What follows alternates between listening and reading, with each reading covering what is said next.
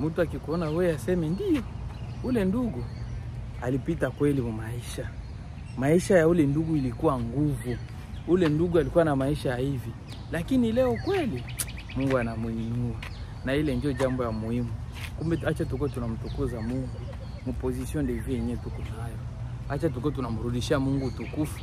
Jua maisha yenyewe tunaweza kwa tuko tunaishi. Acha maisha yetu kwa kumrudishia Mungu shukrani. Acha maisha yetu kwa kumrudishia Mungu tukufu.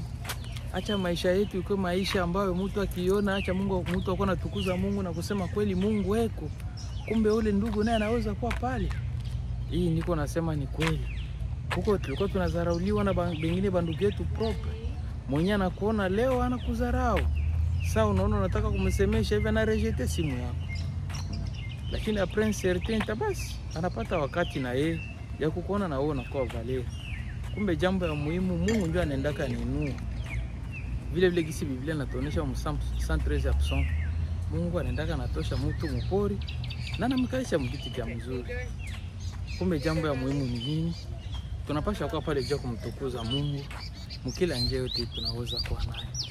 Asante zaidi kwa Mungu wetu na maisha ambayo tuko tunaishi hapa ni maisha hiyo ya wakati tuko hiyo dunia. Acha tuishi mzuri kwa jina la Yesu Kristo na maisha yote tuko nayo ni hadithi tu. Pale kwenye huko ujue kama Mungu atakutosha tu na maisha yote yenyewe tuko nayo yanabakia tu hadithi. Hakuna hadithi bila maisha, hakuna maisha bila hadithi. Kumbe ile maisha yenyewe uko napitia ndio siku moja na wote hadithi ya kubengine ya kusema na mimi siku moja nilikuwa hivi. Yes. Hello. Yeah. Yeah. Ndio maisha ile. Kumsaacha tuko tunamshukuru Mungu na asante sana Mungu wetu kwa yote ambayo Mungu kwa nini anatufanyia tena ndani ya maisha yetu. Siku moja mimi naweza kujikuta hapo.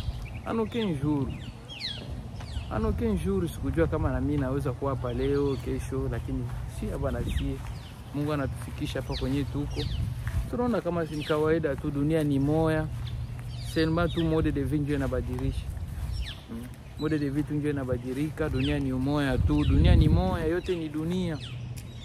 Mode de vie ndio inaweza kuwa inabadilika. Na kama mode de vie inaweza kuwa inabadilika, kumbe jambo ya muhimu ni kuangalia kwenye huko tu. Uishi tu sawa vile mtu mwingine na pia kwa kumrudishia Mungu shukrani na kwa kumtukuza Mungu kila siku. Juu leo na kesho na wewe siku yenyewe utafika hapa na utadisia kwa wengine utasema na mimi kabisa na mimi nakuwa hapa, lakini Mungu alinipitisha njia fulani. Asante sana.